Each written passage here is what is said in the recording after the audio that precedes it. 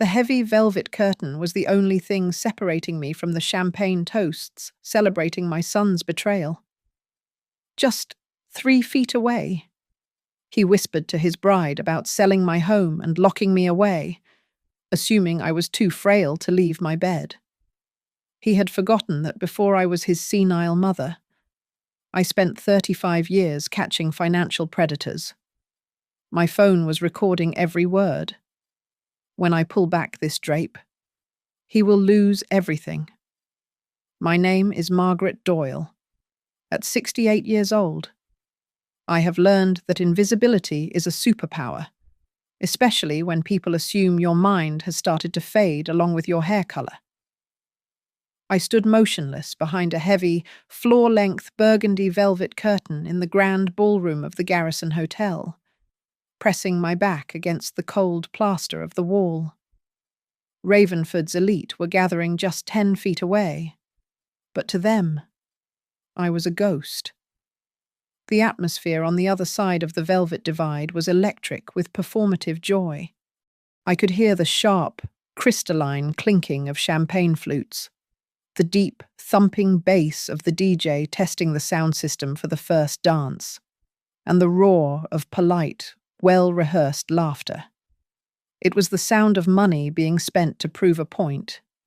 In stark contrast, my hiding spot was silent, the air stagnant and thick with dust.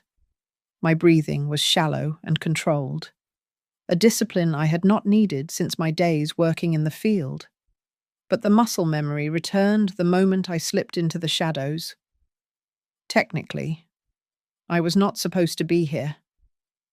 If you asked any of the 200 guests, they would lower their voices and tell you that Ethan's poor mother was at home, too frail and confused to handle the stimulation of a wedding.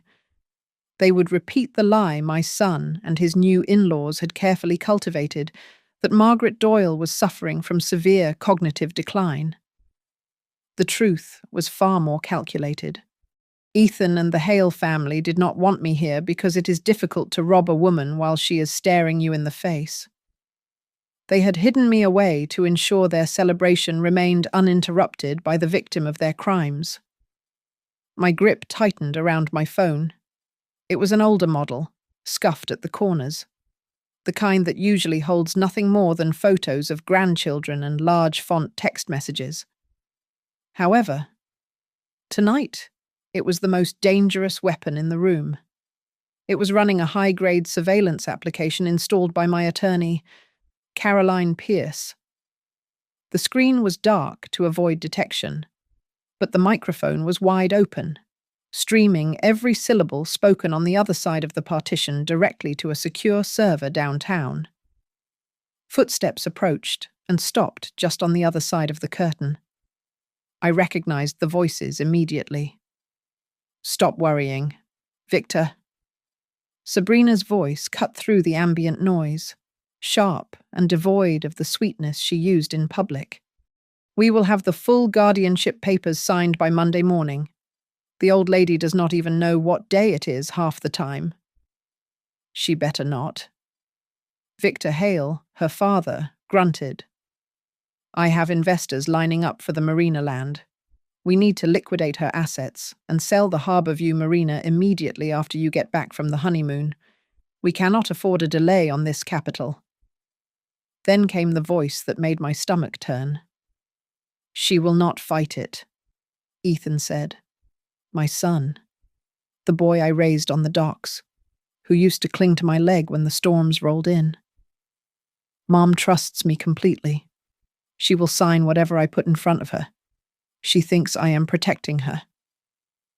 A cold sensation washed over me, but I did not shiver. 3 months ago, hearing my son plot my demise would have broken me. But tonight, there was no room for heartbreak, only the cold calculation of justice. I had known about this plan for months.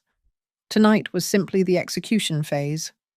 My hand drifted up to my temple, tracing the thin, jagged line of a scar hidden beneath my silver hair.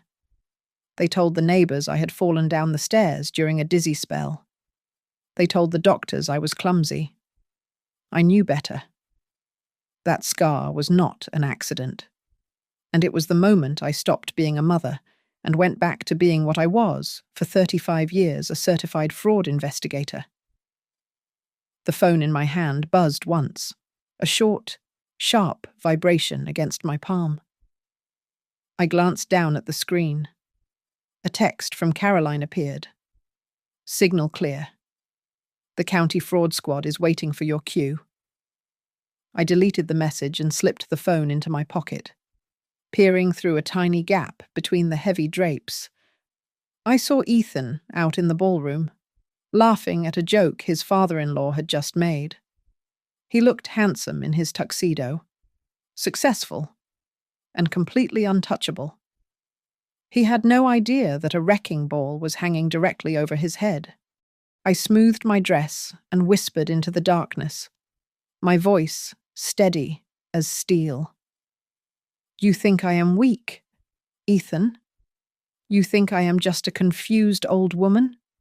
Let us see who crumbles first when this curtain opens. Before the velvet curtain and the betrayal, there was a lifetime of hard work and quiet observation. For 35 years. I worked as a senior fraud investigator for Sentinel Mutual Assurance. It was a job that stripped away my naivety layer by layer until only the bone-deep truth remained. I learned very quickly that people lie. They lie for love. They lie for pride. But mostly, they lie for money. Numbers, however, never lie. If you stare at a ledger long enough, the digits will eventually align to tell you the story of a sin. My husband, Patrick, was the only man who understood that part of me, though he was my complete opposite. Patrick was a boat mechanic with grease permanently etched into his fingerprints and a laugh that could rattle the windows. Together, we built Harbourview Marina on the outskirts of Ravenford. It was not an empire, but it was ours. We raised Ethan there, amidst the smell of salt water, diesel fuel, and drying varnish. I closed my eyes for a moment, letting the memory of my son wash over me. Not the man in the tuxedo on the other side of the wall, but the boy he used to be. I remembered him at 7 years old, sitting on the dock with a scraped knee, refusing to let anyone but me clean it. He would look up at me with wide, trusting eyes and say that I was the only one he trusted. That sentence used to warm my heart. Now, it freezes my blood. Patrick died 10 years ago on a Tuesday morning. It was a massive heart attack, right there on the dock he had built with his own hands. The funeral was simple, filled with fishermen and locals who truly loved him. Ethan was 20 years old then.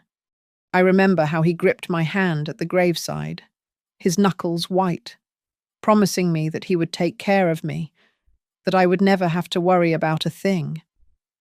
I believed him. The years following Patrick's death were a blur of exhaustion.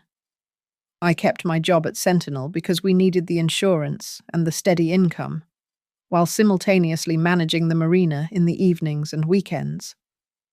It was grueling, but I was determined to preserve Patrick's legacy. During those years, I quietly moved the deed to the land and the primary assets into a protective trust named after Patrick. It was a safety measure suggested by my lawyer, a way to protect the business from lawsuits or creditors. Only my lawyer and I knew the trust existed. At the time, I thought I was protecting the marina from strangers. I never imagined I was protecting it from my own son. The change in Ethan was gradual, insidious like rust on a hull. He moved to the city for business school and became intoxicated by the world of fast finance. He stopped coming home to help with the boats. He started wearing Italian suits and talking about leverage and liquidity. Then, at a lavish networking event he had no business attending, he met Sabrina Hale. I remember the first time he brought her to the marina. Sabrina was undeniably beautiful, with a polished grace that made her seem out of place on our weathered wooden docks. She knew more about vintage wines than my son did about the engines that paid for his education. She was polite, smiling at the right moments and complimenting my pot roast. But I caught her eyes wandering. She was not looking at the sunset over the water. She was scanning the property lines, calculating the square footage, and appraising the value of the commercial frontage. It was the look of a developer spotting a teardown. Then came her parents, Victor and Lorraine Hale. They introduced themselves as real estate tycoons with a portfolio of luxury developments. Yet, when Victor spoke about his projects, the details were slippery. He used buzzwords, but lacked specifics. Lorraine wore diamonds that looked too large to be tasteful, and laughed a little too loudly at everything Ethan said. My investigator instincts flared up immediately. Successful people usually have a quiet confidence about their money. The Hales wore their wealth like a costume they were afraid someone would ask them to return. I remember standing on the porch late one evening after they had all driven away. I watched the taillights of Ethan's least luxury sedan fade into the darkness of the winding coastal road. The marina was silent, save for the gentle lapping of water against the pilings. A heavy, sinking feeling settled in my chest, an intuition honed by decades of catching liars. I knew, with a terrifying certainty, that the next time my son returned to this place, it would not be to visit his mother. He would be coming for what she owned. And I was right. The descent began with a moment of physical weakness that my family weaponized into a legal stranglehold. 2 years prior to the wedding, I suffered a minor dizzy spell in my kitchen. It was nothing more than dehydration and skipping lunch. But when I fainted, Ethan insisted on rushing me to the emergency room. From that afternoon on, the narrative changed. Sabrina began using words like safety, medical monitoring, and insisting that it was time for me to step back from the demands of the marina. She spoke with the feigned concern of a nurse, but her eyes remained cold and calculating. Shortly after returning home, the paperwork began to arrive. I started receiving appointment confirmations for psychiatric evaluations I had never scheduled, and copies of applications for temporary guardianship. In every single document, Ethan was listed as the primary sponsor. They had filed these motions without ever consulting me. I took the papers into my study and engaged the part of my brain that had served Sentinel Mutual Assurance for decades. I placed the documents under a magnifying lamp and analyzed them with forensic detachment. To the untrained eye, the signature at the bottom looked like mine. However, I saw the hesitation marks at the top of the loops. The tremor in the handwriting was forced, an exaggeration of age that I did not possess. Furthermore, the dates had been altered. The ink used to date the documents was a slightly different shade of blue than the ink used for the signature, a clear sign of tampering, driven by suspicion.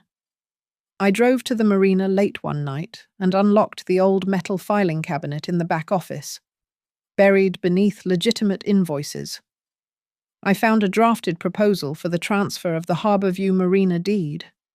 The recipient was an entity called Blue Harbor Investments. It sounded impressive, but a quick check of the state registry confirmed what I already suspected. It was a shell company, a ghost entity with no physical address and no assets, created solely to hold stolen property. The confirmation of their urgency came via an anonymous phone call from a teller at my local bank branch. She whispered that Ethan and Sabrina had been in the lobby earlier that day, asking aggressive questions about the procedure for accessing my accounts. They had explicitly cited my reducing cognitive capacity as the reason. My own son was painting me as incompetent to strangers to get his hands on my savings. The emotional blow that nearly dropped me to my knees happened a week later. I was in the hallway when I heard Sabrina talking on her phone in the living room. She had it on speaker. I heard her tell a friend that I would not hold on to the property for much longer. She said the system in this state was easy to navigate and that they only needed one doctor to agree to the diagnosis to make it stick. Hearing her discuss my life as an obstacle to be removed caused a physical pain in my chest, sharper than any heart attack. I needed to understand the desperation driving this timeline, so I followed the money. I traced Ethan's financial footprint through public records and a few favor-based inquiries. The picture was bleak. My son was drowning. He had leveraged himself to the hilt on a cryptocurrency application that had crashed, erasing thousands of dollars overnight. Worse, he was the silent backer of a high-end bar in the city that was hemorrhaging money and teetering on the edge of bankruptcy. He did not just want my money for luxury, he needed it to stay out of ruin. The climax of this discovery phase occurred on a rainy Tuesday night. Ethan came to my house, his face a mask of filial concern. He claimed he was worried about my stress levels and pulled a thick packet of documents from his satchel. He suggested I sign them to allow him to handle the boring utility bills and taxes for me, framing it as a convenience. I feigned exhaustion, rubbing my temples and telling him my eyes were too tired to read. I begged him to leave the packet so I could sign it in the morning. As soon as his taillights disappeared down the driveway, I sat under the harsh light of my desk lamp and tore the packet open. It was not a bill management agreement. It was a durable power of attorney, granting Ethan full, unrestricted control over every cent I owned. Buried in the dense legalese was a specific clause authorizing the agent to sell or transfer real estate without the principal's consent. I stared at the paper for a long time, the silence of the house pressing in on me. That was the moment the last thread of hope snapped. I realized that loving my son did not mean I had to let him destroy me. I lost an entire night sitting in the living room, surrounded by the silence of a house that suddenly felt too big for one person. As the moonlight drifted across the mantel, I stared at the framed photographs of Ethan. There he was, in his little league uniform, grinning with a missing front tooth. There he was, at his high school graduation, his arm draped proudly around my shoulders. I searched those frozen moments for a sign of the man who had tried to trick me into signing away my life just hours ago. I asked myself where I had gone wrong, if I had loved him too much or too little. By the time the sun began to bleed through the curtains, I had reached a bitter conclusion. Saving a person who does not want to be saved is just a way to drown yourself. The next morning, I arranged a meeting with Caroline Pierce, the attorney who had helped me establish Patrick's original trust. We met at a small, quiet coffee shop on the edge of town, far from the trendy districts Ethan and Sabrina frequented. I laid every piece of evidence I had gathered onto the small bistro table. I showed her the forged signatures, the shell company registration, and the bank inquiry logs. Caroline looked at the documents, and her expression hardened. She leaned in and told me we could stop this immediately. She advised me to go to the police, report the fraud, and file a restraining order. It was the logical, safe path. But I shook my head. If I stopped them now, they would spin a story about a misunderstanding. They would play the victims. I needed them to commit fully. I needed them to show their true faces so clearly that no one, not even the most sympathetic judge, could defend them. We spent the next 3 hours restructuring my entire estate. We transferred every liquid asset I had, including the cash accounts, the stock portfolio, and the operating rights to the marina, into a new entity we named the Harborview Elder Defense Trust. The beneficiary was not Ethan. It was a charitable organization I chose to keep confidential for the time being. On paper, the house and the marina appeared to be waiting to be transferred, vulnerable and ripe for the taking. In reality, they had already been sold to the trust. If Ethan managed to push his guardianship papers through, he would find himself the guardian of a woman who owned absolutely nothing but her clothes and a few books. The next phase was surveillance. Caroline hired a private security team to install micro cameras in the molding of my living room, inside the bookshelves of my study, and even above the cabinets in the kitchen.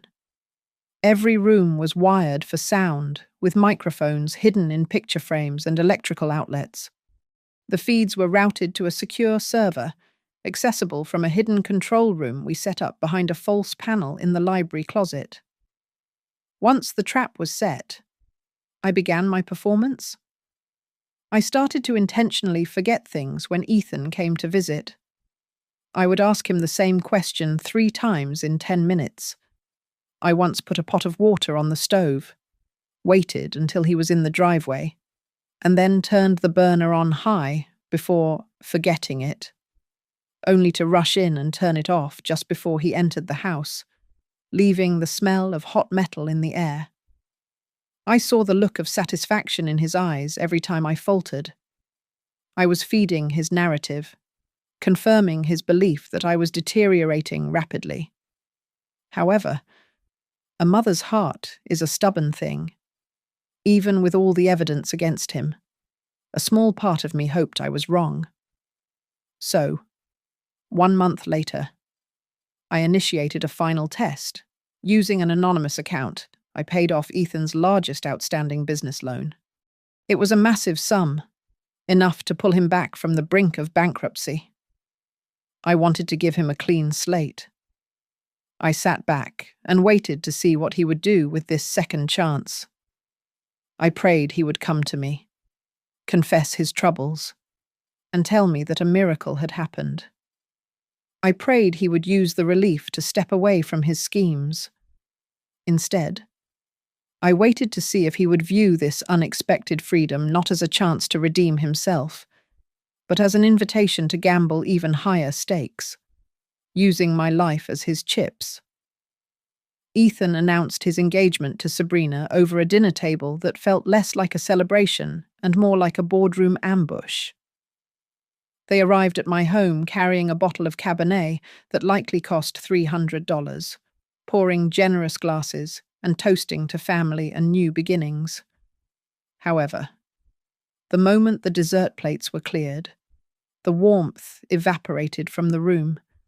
The conversation pivoted instantly from wedding venues to what they called the financial future of the family. Sabrina took the lead, her voice smooth and practiced, as if she were pitching to a venture capital firm rather than her future mother-in-law. She laid out a plan that involved liquidating the Harborview Marina immediately and moving me into a facility called Evergreen Hills. She described it as a luxury retirement community. But as she spoke about the 24-hour security and the restricted access, it sounded more like a minimum security prison with better landscaping. The capital from the sale, she explained, would be invested into a chain of high-concept restaurants managed by the Hale family.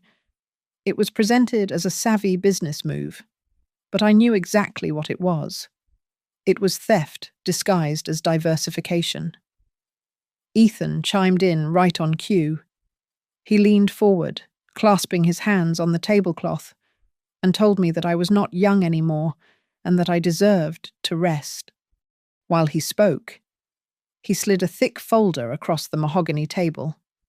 It was the power of attorney paperwork, opened to the signature page, a pen already uncapped and waiting next to it. I decided to play my part. I let my hands tremble as I picked up the documents, shuffling the pages as if I were confused by the legal jargon. I looked up at Sabrina with wide, watery eyes and asked her a simple question. I asked if I could come back home to my own house, if I did not like living at Evergreen Hills. Sabrina answered too quickly. She said of course not, because it would be far too dangerous for me to live alone. Then she paused, realizing she had just admitted that this was a one-way trip.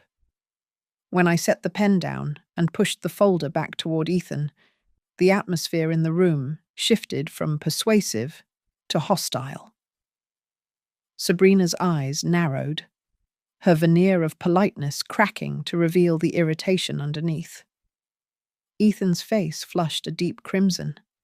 From the corner of the room, Lorraine, Sabrina's mother, swirled her wine and muttered that one day I would thank the children for saving me from myself. The evening ended in a collision of egos. Ethan stood up, his chair scraping violently against the floor, and raised his voice. He called me selfish. He told me I was ruining the shared dream he and Sabrina had built.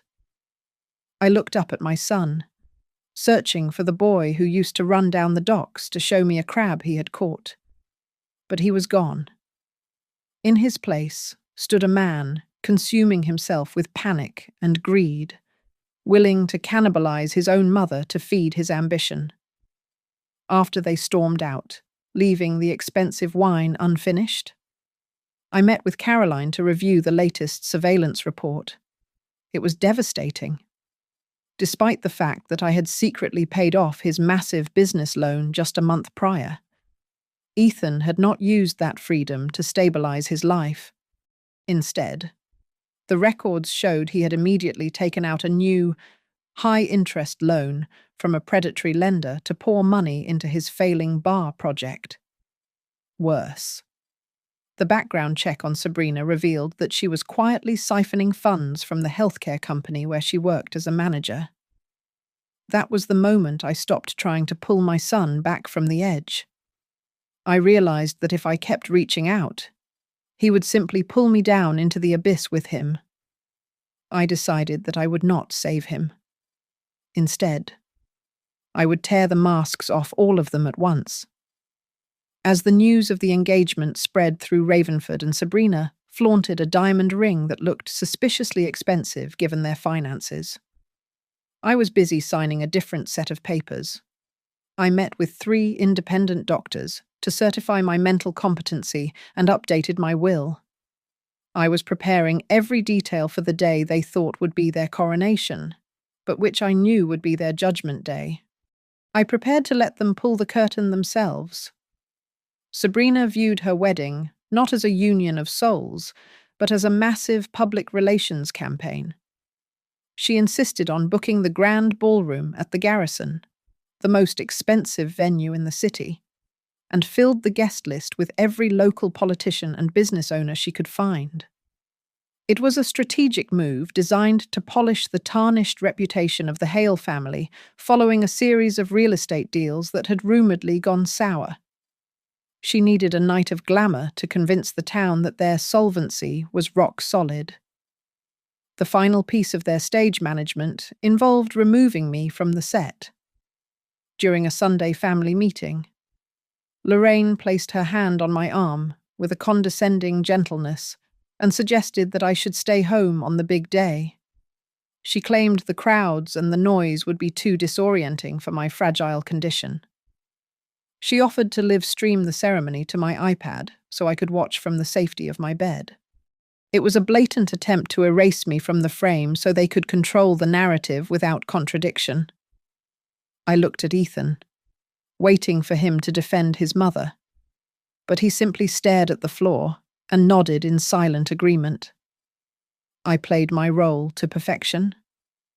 I let my lower lip tremble and dabbed at my eyes with a handkerchief, feigning hurt feelings before eventually conceding that they were right. I told them I would stay home for the sake of my health. The relief in the room was palpable. Victor and Sabrina exchanged a look of triumph, completely unaware that the brooch on my collar was recording the entire conversation. It was the final piece of evidence I needed to prove they were actively isolating me from the public. In the weeks leading up to the wedding, I vanished from social media and stopped returning calls to family friends. This silence allowed Ethan to freely spread the lie that my dementia had accelerated and that I no longer recognized people. While he was busy destroying my reputation, I was busy dismantling his future. I spent those days working closely with the county investigator, mapping out the complex web of fraudulent loans and shell companies Victor and Sabrina had constructed. The logistical setup for the wedding required precision. Caroline and I met with the security manager of the garrison, a man whose discretion we purchased with a very lucrative contract. We signed an agreement to install a prototype surveillance system for the hotel, ostensibly for a security stress test. In reality, it was an independent closed-circuit system that recorded directly to my private server. We planted tiny, high-definition cameras in the crown molding of the bridal suite, along the service corridors, and in the main hallway leading to the ballroom. The most critical piece of equipment was a high-sensitivity microphone I personally secured inside the lining of the heavy velvet curtain behind the altar. That was my designated hiding spot, the position from which I would hear the truth when they thought no one was listening. I also called in an old debt. The head chef at the garrison was a man I had helped exonerate 10 years ago when an insurance company tried to frame him for a kitchen fire. When I explained I needed a favor, he did not ask questions. He gave me the key to a small supply room adjacent to the main kitchen, which would serve as my temporary command center for the evening. The final layer of the trap was the personnel. The county fraud squad agreed to attend the wedding, not as officers, but as guests. They would be dressed in formal wear, blending into the crowd of 300 people. But they would be monitoring the live feeds from Caroline's phone, ready to move the moment I gave the signal. The night before the ceremony, I stood alone at the end of the Harbourview dock. The water was black and choppy, reflecting the fractured light of the moon. I listened to the boats creaking against their moorings and spoke to the empty air, addressing my late husband. I told Patrick that tomorrow was the day our son would get married. I also told him that it was the day we would finally bury our blind faith in the idea that blood is thicker than water.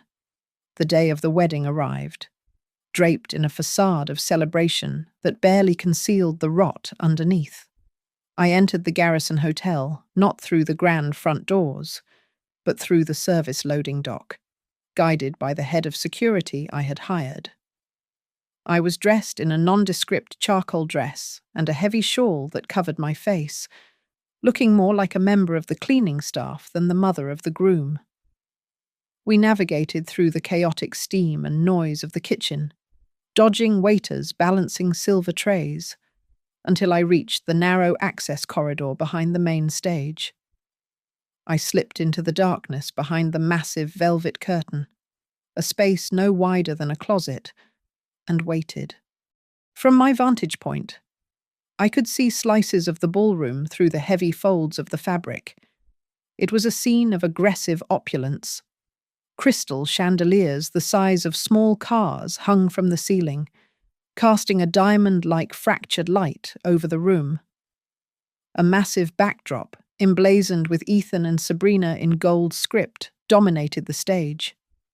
Guests were already milling about, sipping champagne and snapping photos, completely oblivious that a second, far darker script was running parallel to their festivities just a few feet away. I pulled out my phone to check the live feed from the camera we had hidden in the bridal suite. The image was crisp. Sabrina sat at her vanity, looking radiant in white, but her voice was low and venomous. She was speaking to her father. Victor. Make sure the notary is ready for Monday, she said, adjusting her diamond earrings. Once those guardianship papers are signed, I am putting her in the facility by next week. I am not letting anyone ruin my plans. Suddenly, the door to the suite flew open on the screen. Ethan stormed in, pacing the small room like a caged animal. He looked less like a groom about to marry the love of his life, and more like a man facing a firing squad. I just got an email from the bank, he hissed, his voice cracking with panic. The business account is completely frozen. If we do not sell the marina immediately, we are genuinely bankrupt. We will lose everything. Victor waved a hand dismissively, as if he were brushing away a fly. Relax, Ethan. I have already arranged everything with Dr. Mallory. He is willing to trade a few favors. All we need is a medical note citing mild dementia, and the court will grant the guardianship without a hearing. It is done. He spoke about falsifying my medical records with the same casual tone one would use to order more flowers. Then Lorraine's voice drifted from the corner of the suite, sharp and cruel. Exactly. And once she is in the home, the house becomes collateral for our resort project. Do not worry about your mother fighting back. Your son will sign whatever we want. He is too terrified of his creditors to have a conscience right now. Laughter erupted in the room, cold and triumphant. I felt a bile rise in my throat, but I swallowed it down.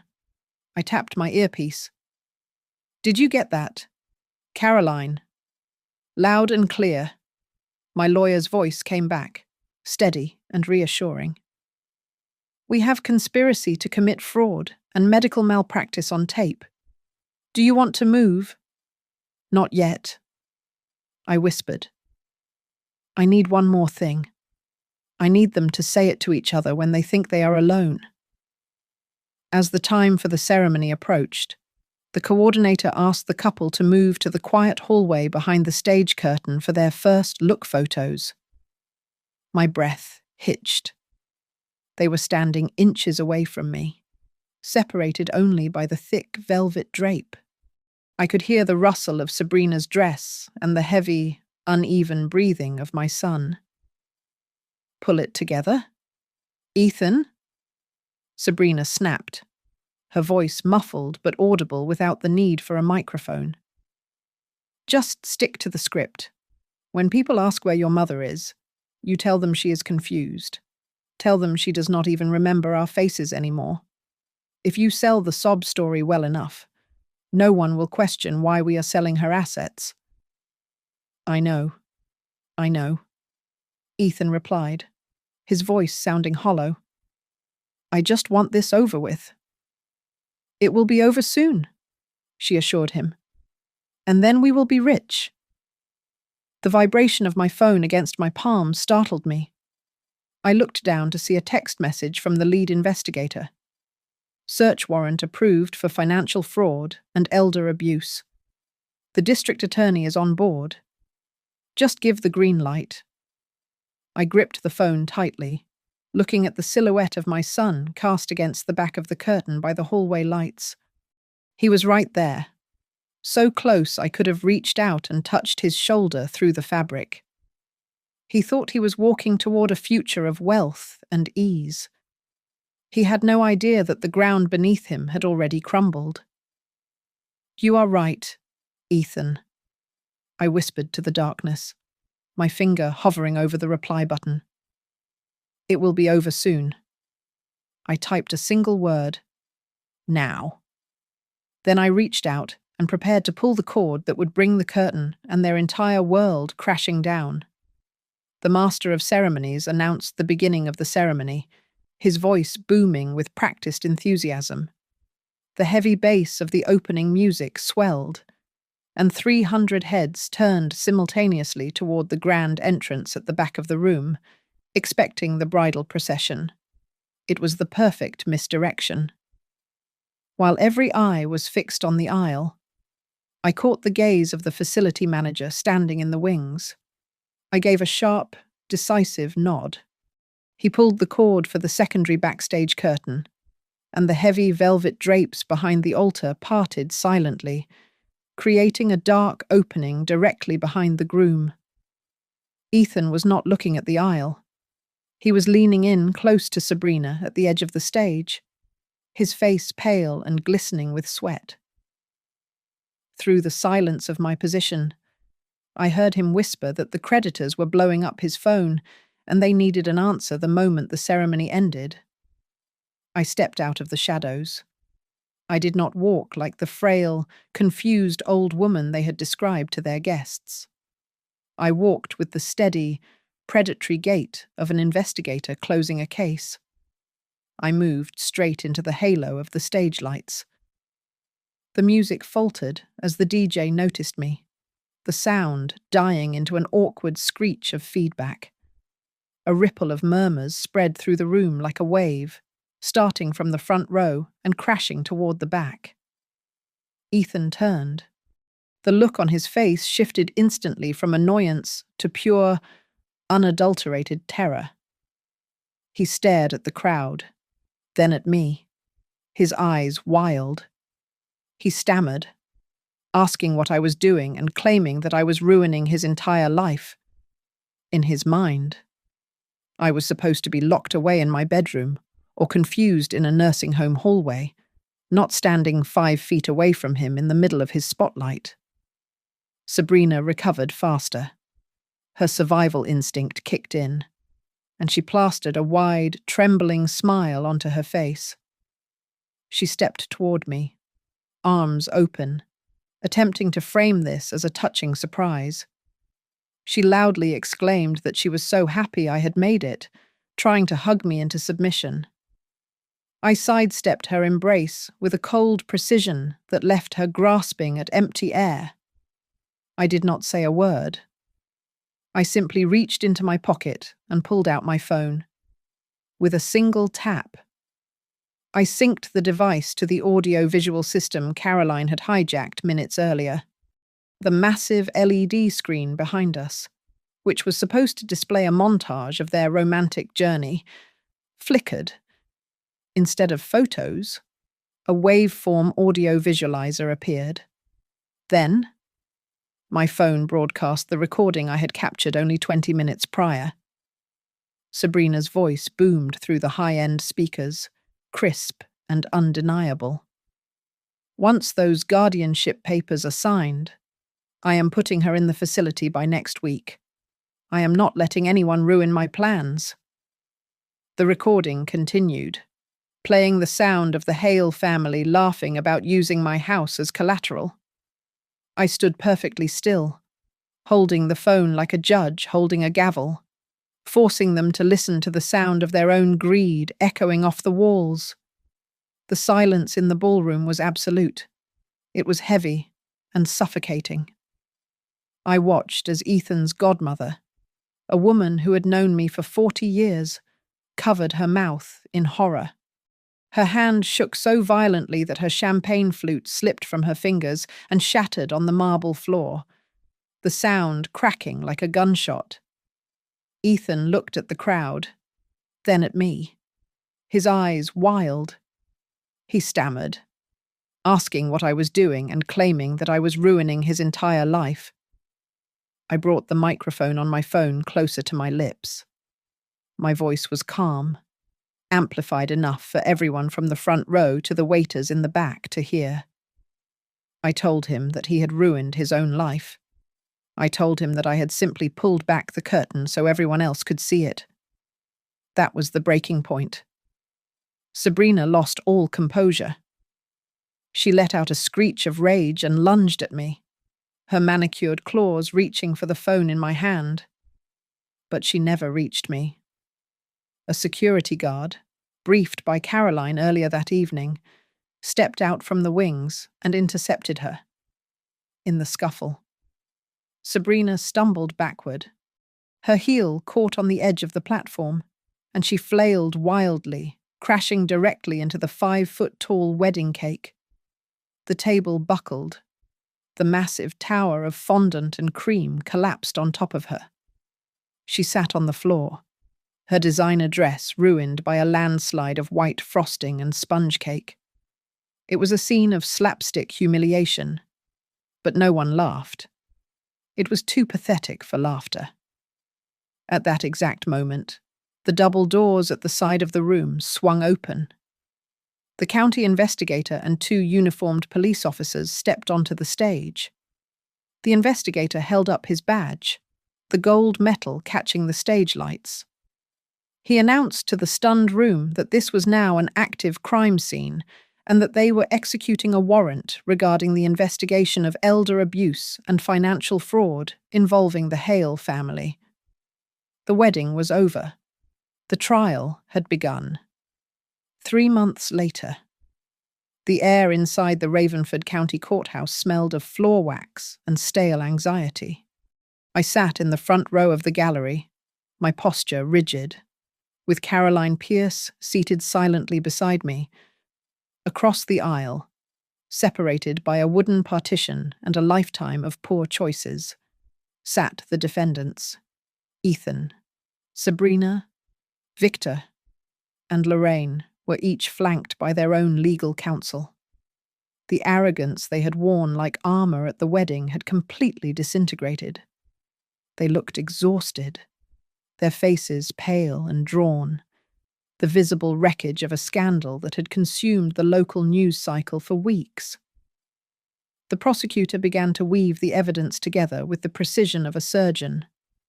He played the audio recordings from the garrison, allowing the courtroom to hear the Hale family laughing about selling my home. He presented the forensic analysis of the forged signatures on the guardianship applications.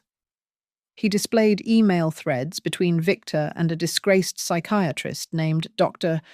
Mallory, detailing a transaction to purchase a falsified diagnosis of dementia. Finally, he showed the bank records, tracing the thousands of dollars Sabrina had quietly siphoned from her employer's accounts into the wedding fund. Then came the visual evidence. The courtroom grew dead silent as the video footage from my living room played on the large monitors. The jury watched Ethan place the power of attorney packet in front of me. They saw the way he nervously checked his watch, treating his mother's autonomy like a schedule conflict. They watched Sabrina instructing Lorraine to confiscate my cell phone to keep me isolated. Seeing it on a screen, stripped of the emotional fog of the moment, made it look even more predatory. The defense team attempted to salvage the narrative. They tried to paint a picture of a concerned family, forced to take drastic measures to protect a matriarch who was losing her grip on reality. That argument died the moment Caroline submitted into evidence the 3 independent medical evaluations I had undergone the week before the wedding. The reports were unanimous. I was cognitively sharp, fully competent, and legally sound. The lie they had built their entire justification upon evaporated instantly. However, the trial revealed horrors that even I had not fully anticipated. The financial investigation I had initiated with the authorities had dug deeper than just my assets. It turned out that Victor and Lorraine had a history of this behavior. They had used the identities of 2 other elderly individuals in a neighboring county to secure fraudulent mortgage loans. My case had simply been the thread that unraveled a much larger tapestry of abuse. The most difficult moment came when Ethan took the stand. Under cross-examination, his defiance crumbled. He kept his head down, refusing to meet my eyes, and confessed in a voice so quiet the court reporter asked him to repeat himself. He admitted that he had viewed me not as a mother, but as a financial lifeline. He agreed to cooperate with the prosecution in exchange for a plea deal, testifying against the Hales to save his own skin. It was a smart legal move, but it did not salvage the relationship. Hearing him admit that he had planned to erase my freedom to pay off his gambling debts broke something in me that no verdict could ever repair. The judge was a middle-aged man with a stern face who seemed personally offended by the facts of the case. In his closing remarks, he stated clearly that this was not a family misunderstanding. He called it a calculated conspiracy designed to strip the rights and assets from a vulnerable citizen who was fully capable of making her own decisions. The sentencing was swift and severe. Sabrina was sentenced to 4 to 6 years in state prison for conspiracy to commit fraud, financial abuse of the elderly, and perjury. Victor and Lorraine were remanded into custody to face additional federal charges regarding mortgage fraud. Ethan received a suspended sentence with 5 years of strict probation. He was ordered to pay restitution and mandated to attend an intensive gambling addiction program. Most importantly, the judge issued a permanent injunction banning him from ever managing the finances or holding power of attorney for any senior citizen again. I walked out of the courthouse into a blinding storm of camera flashes. Reporters shouted questions, asking how I felt about sending my daughter-in-law to prison and my son to probation. I ignored the microphones thrust in my face. I stopped only once, turning to a young female journalist who asked if I felt like I had won. I adjusted my scarf and looked her in the eye. I told her that I did not come here to win. I came here so that other people would know that they do not have to lose. On a slate-grey afternoon, I drove to the County Correctional Centre to see Ethan for the first time since the judge hammered down the sentence. I did not go there because I missed my son. I went because there were words left unsaid, and I needed to empty the chamber before I could finally move on. The visitation room was a study in despair, stripped of all colour and warmth. The air smelled of industrial cleaner and old sweat. We sat across from each other at a bolted-down metal table under the hum of flickering fluorescent lights. Ethan looked terrible. He was thinner than I had ever seen him. His skin sallow and his posture collapsed inward as if he were trying to disappear into his orange jumpsuit. He could not bring himself to meet my eyes, fixing his gaze on his handcuffed wrists instead. After a few minutes of awkward, hollow small talk about the weather and the food, I reached into my purse. I pulled out a single piece of paper and slid it across the cold metal surface until it rested under his nose. It was a copy of a wire transfer receipt dated over a year ago. I told him to look at it. I kept my voice steady as I explained that I had paid off his largest business debt in full. I did it a month before the wedding. I did it before the guardianship papers, before the fake doctors, and before the betrayal. Ethan stared at the document, his hands trembling as he realized what he was seeing. He stammered, asking me why I had done it and why I had not told him. I leaned forward, forcing him to look at me. I told him that it was a test. It was his opportunity to become the man his father had always hoped he would be. I wanted to see if he would take that freedom and build something honest. Instead, he saw a fresh start and decided it wasn't enough. He decided to sign a piece of paper that would strip his own mother of her freedom just to feed his greed. I did not cry. I had no tears left for him. I told him that from the day I established the new trust, I had accepted a hard truth. Just because a boy carries my blood does not mean he is my family. To me, family is defined by the people who do not plot to erase your existence with legal documents. Ethan broke down then, burying his face in his hands and sobbing. He begged me for one more chance. He promised that once his probation was over, he would fix everything. He swore he would make it right. I looked at the weeping man who used to be my little boy, and I felt nothing but a distant, dull ache. I told him gently but ruthlessly that there are some things in this life that can be fixed with time. However, There are other lessons that can only be learned by living without the thing you destroyed. I stood up, smoothing the wrinkles in my coat. I informed him that this was the last time I would visit. I told him that all legal and financial ties between us were permanently severed. He was no longer the beneficiary of anything I owned. It was the final decision of a mother who had chosen, at long last, to protect herself. I left the centre without looking back and drove straight to Caroline's office. There. I signed the final documents to fully activate the Harbourview Elder Defence Trust. Every asset I possessed, including the marina my husband built, was irrevocably committed to funding free legal aid for elderly people being abused by their own families.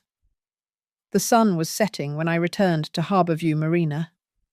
I sat on the old wooden bench at the end of the dock, watching the sky turn a bruised purple over the water. I reached up and traced the faint scar on my temple. It was no longer a mark of shame, but a reminder.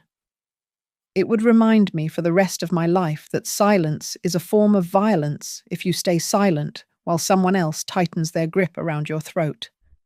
I am not asking you to believe in me.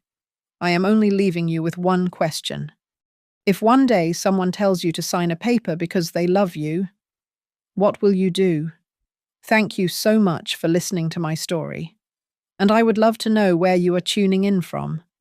So please drop your city or country in the comments so we can connect. If this story resonated with you, please make sure to subscribe to Grandma's Family Diary, hit that like button, and smash the hype button to help this video get heard by more people who might need to hear it.